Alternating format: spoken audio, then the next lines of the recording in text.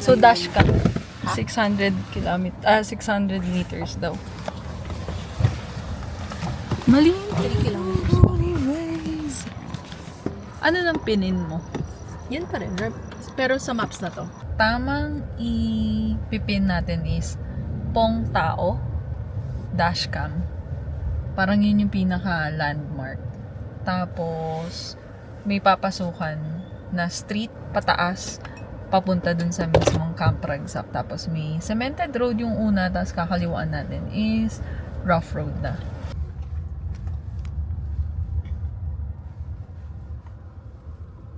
So madadaanan din yung Tamawan Village.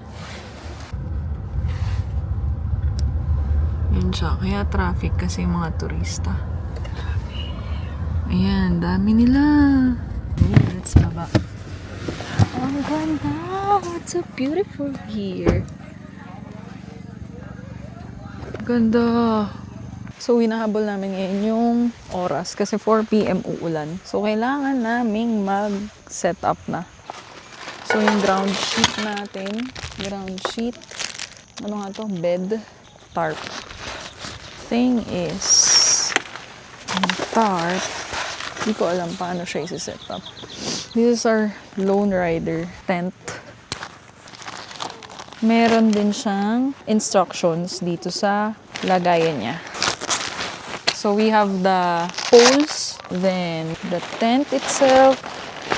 So let's set up first yung ground sheet. Meron akong sariling ground sheet, pero may kasama naman to and serves as double purpose siya. SOS tarp siya, tapos pwede ring ground sheet. Pero ilalatag ko na lang is yung mismong ground sheet.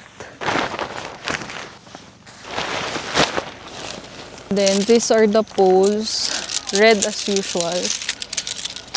Forma muna natin siyang ganyan. So this one, ito, meron din siyang ganito. So ito, kaya kailangan siya nakabaliktad para yung tension niya. So our door will be ito, tsaka yung side na yun. Ayoko na sana dito kasi masyadong mabato na. Next natin is our...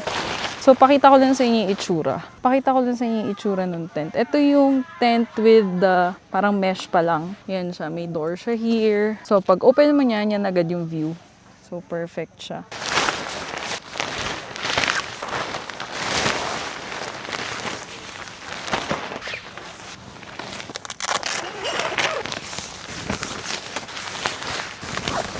So later na yung pegs. Next problem ko yung tarp, kung paano ko siya pupwestuhin. Kung dito, paano ba siya? Kasi parang ayoko matakpan tong view na to. At the same time, andun yung mga kasama natin. So ayoko din naman takpan yun. So I think, gagayahin ko na lang yung kapitbahay pagdating sa tarp. Sige, gayahin ko na lang. This tarp pala is from Altitude Outdoor Gears. So this one, yung black pole din natin is from Altitude. So ito yung tarp natin. Ngayon, I'm planning, igaganyan natin siya. So may view tayo both ends. So medyo nasa, siguro mga 80% na kami tapos dito sa setup. More of ayos na lang ng maliliit na gamit. Tapos itong kalan para makapag-init na din ng ulam. Papakita ko sa inyo kung paano to siniset up. So ito yung IGT table and stove namin. Nabili natin siya online. Diyan yung link. So ngayon, actually pwede siyang may paa siya. So pwedeng sa lapag na lang magluto. Tapos pwede rin naman na ko-close lang to. Tapos pwede na siyang ilagay sa table. Yan. So, ito yung likod niya. Tapos, pwede nang ipatong sa table. Kaya nagustuhan ko siya kasi mas mura siya compared sa ibang brand. Tapos, meron na siyang igniter. Tapos, may control siya nung gaano kalakas yung gas niya. Ngayon, lalagay na natin siya dito. So, yun. Ganun lang siya kadaling i-set up. Tapos, walang hassle. Yun, I think we're all set. Pwede na tayong ayusin ko lang yung iba pang gamit.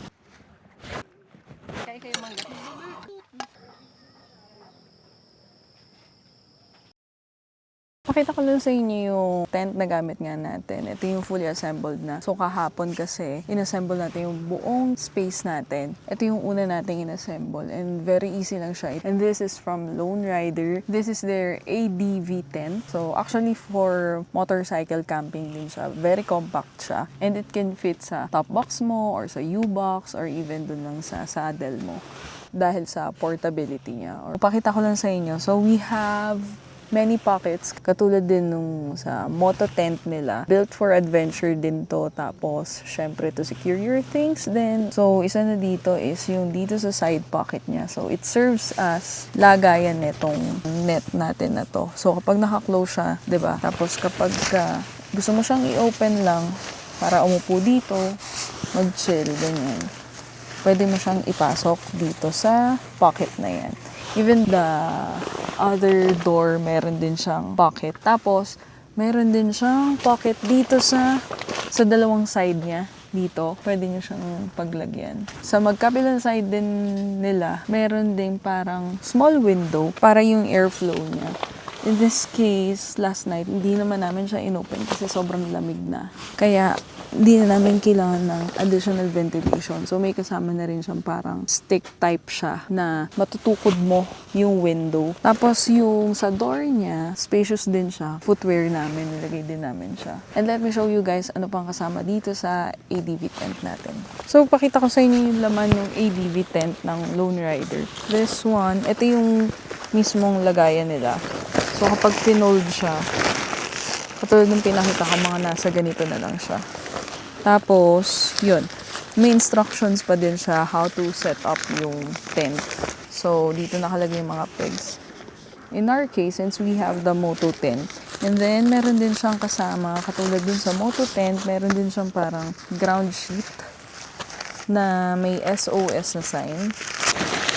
Here's the SOS sign. Yan. Ganyan. Another kasama niya sa ADV tent. So, if ever na magkaroon ng butas, pwede natin siyang i-patch. Most of the tent, wala silang mga ganitong included. Talagang either you have to make a way na i-patch siya na hindi naka-color niya. Or you have to contact pa or bumili ng mga ganito kung may available. Pero for the Lone Riders Moto tent and ADV tent, meron na siyang kasama. Ito naman yung bag for the SOS. Sana mag-cash siya. You can visit their website para makapili kayo kasi they don't just sell tents. They have panniers, mga top boxes, mga mount. So, complete sila. Even auxiliary lights even auxiliary lights, they sell it. Madali lang siyang i-set up. I can't wait to use it nang naka-motor lang for moto camping. So, siguro next time.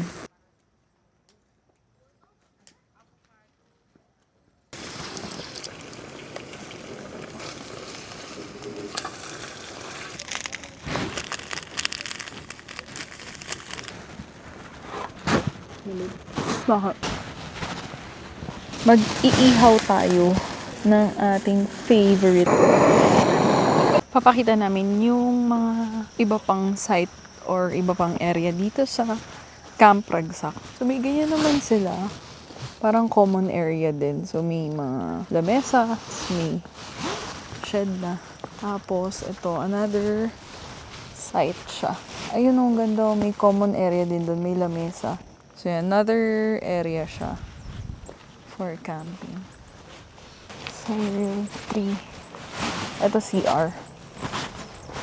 Papakita ko sa inyo yung CR. So, dito sa CR nila, may liguan din. Scarce sila or medyo kulang sa tubig since sa mountain. Tapos, yan. Ito, camping area ulit siya na malapit sa CR. Medyo walang view dito. Parang doon na din yung view banda. Tapos ito, common area din siya. So, ito yung sa male, CR, tas liguan. Ito yung sa female. So, ito yung kanina yung pinakita ko sa inyo. Yan. Tapos, sa baba ata, ito yun din. Not sure if meron pang sa babang baba. So, ito, lababo. I think depende na din talaga sa gumagamit. Ito yung CR mismo. Ganyan. Okay naman siya. Siguro, hindi lang pwede sa sobrang sedan na tao. Meron pang isang CR doon. May puntahan din natin. Mas doon kami sa CR kasi parang mas okay siya. Maganda din yung lababo. Though ito, okay din naman yung lababo dito sa panlalaki. So, more of CR lang siya. Let's go. dito. Lugar. Ang ganda oh. Tingnan natin kung baka pwede tayo. May nagka-camping. Pwede sasakyan. Okay ah. Though sobrang foggy dito sa part na yan. Tapos may bonfire. Saan tayo? Ito, This one is. Ha? Warrior's Nest. Yun. Oo, ito yun. O tara. Ikaw una. Warrior nga eh. Ito ba warrior? Kalagay dito, Warrior's Nest.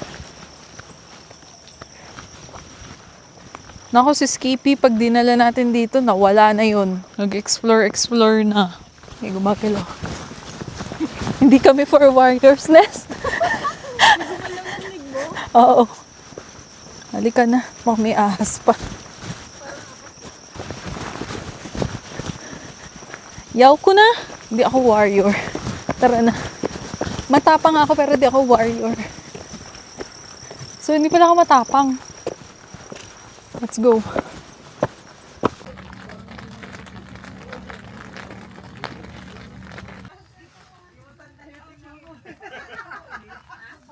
This is our last dinner here sa Kampag.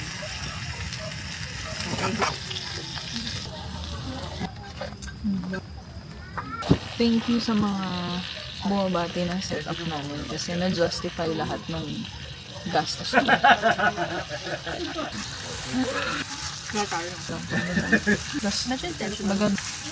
Actually, hindi na. Kulang kami ng bigas. Yun lang. Masasarap sana yung sausawan ko pagka may sibuyas pa. So, yun, naligo ako ng malamig na tubig kasi parang may yelo yung tubig nila dito. Pero refreshing. Okay naman yung CR nila ngayon. So, parang to help the local or yung mga dito, nag-aasikaso. Basahin mo na lang kasi may tubig naman sila. Though scarce ang water dito sa mountain, pero okay naman siya. Well, hindi naman like may time na walang water. Hindi naman ganun. So, fine pa din siya. Kaya, kayo na lang maglinis before nyo gamitin and after nyo gamitin. Sadly, yung ibang campers dito, pagkatapos na gamitin, wala na, yun na. Even yung lababo, nandun pa yung mga sibuyas, etc. So, please be a responsible camper, diba? Or visitor. Kahit saan yan, hindi lang sa camping. Kasi, hassle. Good night. This is our third day here sa Camp Ragsak and last day as well. So, ayun, magliligpit-ligpit na tayo. Kagabi nakapagligpit na rin tayo ng onte. Today, continue natin lang yung ligpit. Tapos, yun, thankful kami na hindi umulan ng bongga. As in, ambon lang, cute ambon lang. So, ayun. Tara, ligpit muna tayo. So, may dalawa akong klase ng pegs na ginamit. Ito, tsaka ito. So, ito yung pang malambot na lupa. Ito naman yung pang matigas. Ang basic lang nung setup natin, nung tarp natin. So, next time, mag-search ako ng iba pang setup. Ito yung lagayan ng tarp natin. Compact lang din siya. Tapos, ito na yung tarp. So, ganito lang siya ka-liit. So, thank you to Altitude Outdoor Gears for providing this ever since. This is from Altitude Outdoor Gears din.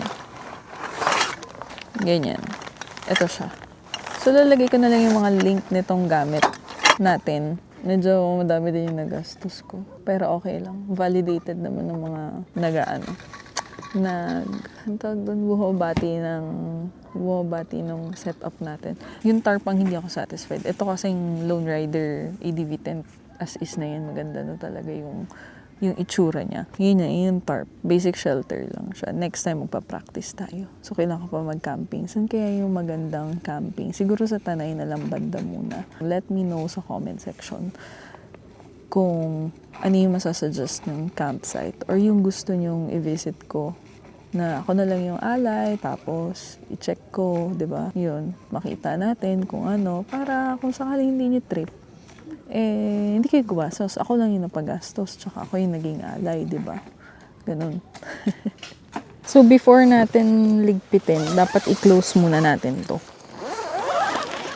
Turuan natin si Janine kung paano mag-sole ng... Anong tawag nga dyan? Nakalimutan ko. May tawag dyan. Tali. Hindi tali lang. Pare-pareho lang yan. Gaganyan mo lang. Gaganyan mo lang. Hindi nga ganyan. Ganito. Pakita ko Ganito siya. Hindi lang siya yung basta. Para alam mo yung nice pa din pag in-unpack mo. Pag ganyan siya.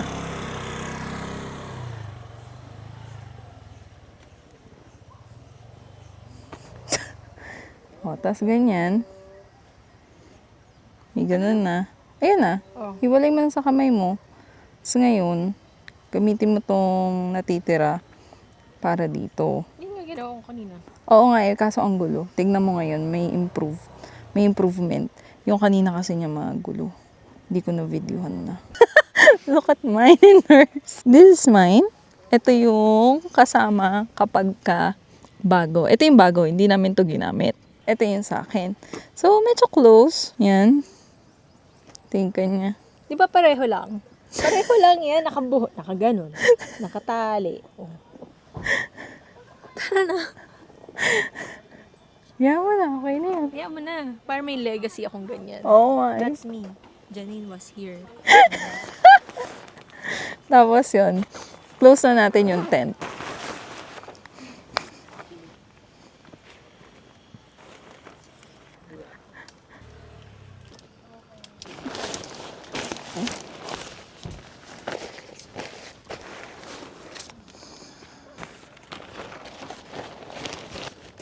Tapos daan ako magligpit. So, OOTD check muna tayo. This is my going home OOTD. Pero may jacket pa yun. Jacket ko na favorite. Yan. This is my OOTD.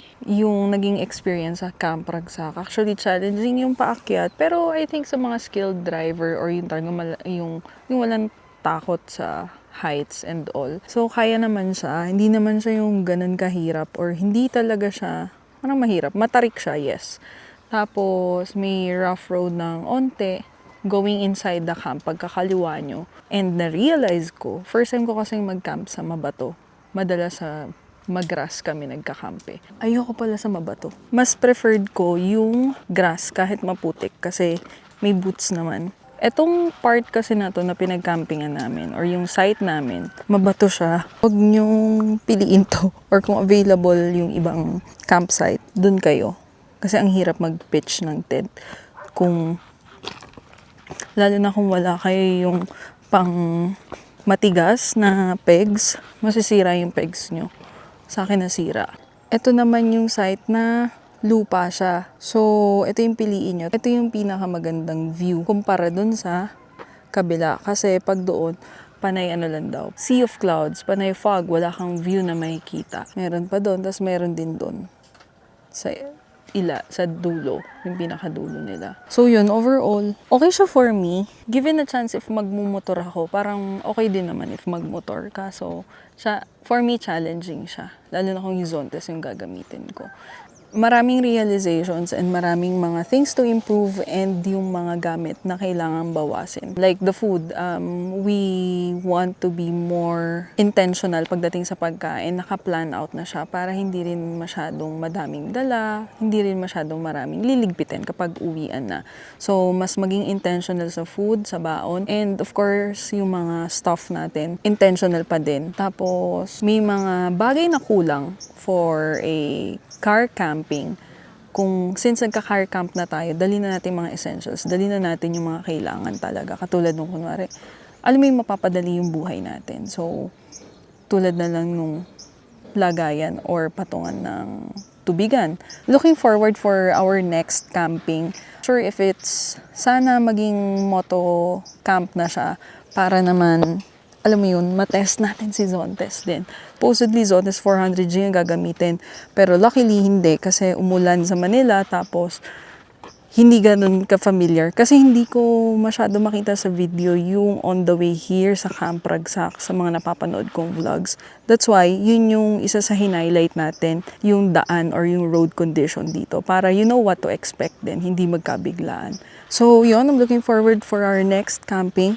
By the way, we are with Vespa Lady Riders or VLR. So we camp here. 5 groups kami. Yeah, yun, looking forward. And if you have recommendation or gusto nyo ipatry sa akin na campsite na hindi nyo pa natatry, dahil di kayo sure, pwede nyo naman na nga akong i-ally for that. So, check natin yun. Kaya, leave it sa comment section. And let me know, guys, kung ano yung, let me know what you think about Camp Ragsak din and your experience. Till our next trip, God bless. Since 5 groups tayo, tatanungin natin yung other 4 groups kung magkano na yung nagastos nila sa camping stuff nila. Unahin natin tong founder ng VLR. Madam... Dalawa. Ayan, si Madam President. Madam President. Yes. Ay, Isa yun to eh. Magkano na po yung nagastos nyo sa camping stuff nyo overall? Moto camping and car camping.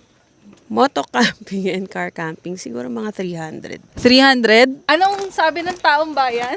More! More daw. So, ang ibig niyang sabihin sa 300, 300,000. So, yun. Papakita natin yung isa sa mga setup niya kasi may pictures tayo. Dito tayo sa second group. Hello po. Question lang po. Siya yung spokesperson. Sis! Huwag na wag. Sis!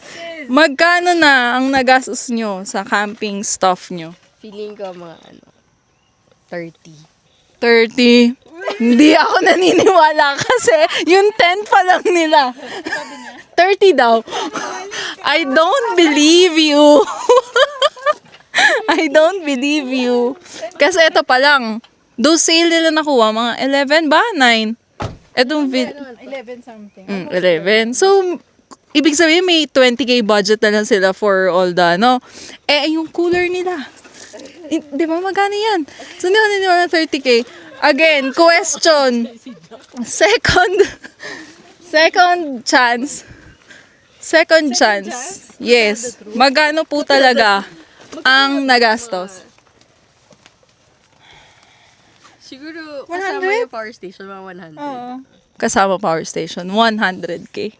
Galing. Papakita natin yung setup nila. Meron din tayong picture. Yung contestant number 3 naliligo pa. Dito tayo sa contestant number 4. Hindi ko siya masasagot, narinig ko na eh. So, ballpark. Hindi talaga eh, kinakalimutan kasi yung ganun eh. Diba? Pag presyo, yung mga tama actually. Gusto mo lang ibaon. Pero, may nakasidip. So, tingnan natin kung siya masasagot niya. Mas lalong hindi. Hindi din. Oo. Ballpark.